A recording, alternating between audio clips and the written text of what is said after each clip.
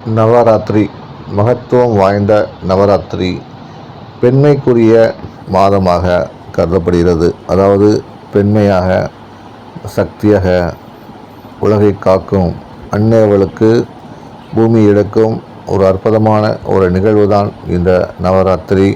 பெண்மையை போற்றும் ஒரு அற்புதமான பண்டிகை.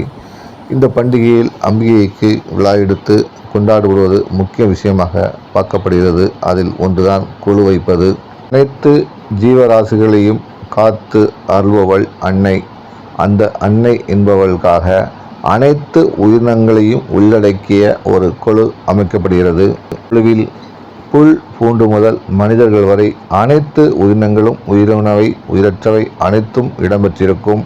மனிதர்களையும் பிற உயிரினங்களையும் முப்பெரும் தேவர்களையும் மிரட்டி வந்த அசுரனை அன்னை அவர்கள் மகா சக்தியாக, ஆதி பராசக்தியாக உருவமெடுத்து அளித்த தினம்தான் அந்த நவராத்திரி தினமாகும். அந்த நாளில் அன்னைக்கு சக்தி கொடுப்பதற்காக, அன்னைக்கு பலம் கொடுப்பதற்காக அனைத்து ஜீவராசிகளும் ஒன்று சேர்ந்து பிரார்த்தனை செய்த தினத்தை தான் நாம் நவராத்திரியாக 9 நாட்களாக கொண்டாடுகிறோம். 10வது நாள் விஜயதசமி வெற்றியின் நாளாக கொண்டாடுகிறோம்.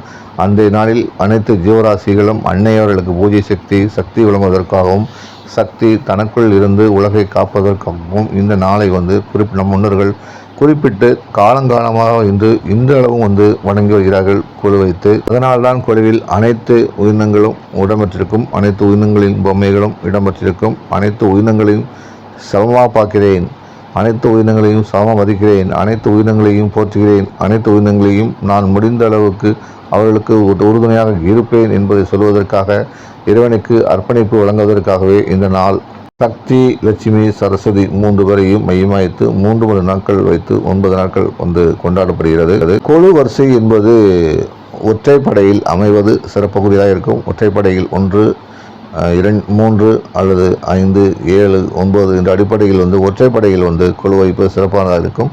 குழு வைக்கும் விதிமுறைகளை தெரிந்து அதற்கேற்ப பொம்மைகளை வரிசைப்படுத்தி வைப்பது தனி சிறப்பாகும். கொலுவில் அனைத்து ஏற்கனவே சொன்ன மாதிரி நீர்நிலையில் ஆரம்பித்து மனிதனில் தொடங்கி எல்லாம் அனைத்து உயிரினங்களும் இடம்பெற்றிருக்குமாறு நாம் பார்த்துக்கொள்வது கூடுதல் சிறப்பை தரும். கொலு வைத்து அம்மனை வழிபடுவதால் வீரம், செல்வம், கல்வி என அனைத்துமே ஒருவருக்கு சிறப்பானதாக ஒரு குடும்பத்தில் ஒன்று சேரும். அதன் மூலம் மற்றவர்களுக்கும் பரவும் என்பது ஐதீகமாக பார்க்கப்படுவதால் தான் இந்த நாளில் பூஜைக்கு வருபவர்களுக்கு மங்கள பொருட்கள் கொடுத்து வாழ்த்தி வழி அனுப்புவது இன்றளவும் காலங்காலமாக நடந்து வருகிறது. உங்கள் வீட்டில் குழு வைக்க முடியாவிட்டாலும் பக்கத்தில் உள்ள கோயில்களிலோ பக்கத்து வீடுகளிலோ வைப்பது, குழுவை பார்ப்பது சால சிறந்தது. இது உங்கள் வாழ்வில் மேன்மைப்படுத்தக்கூடிய ஒரு விஷயமாகவும் பார்க்கப்படும். தொடர்ந்து என் மன உறுதியுடன் இணைந்திருங்கள். எங்கள் இதயத்துடன் எப்போதும் கலந்துங்கள். மகிழ்ச்சி.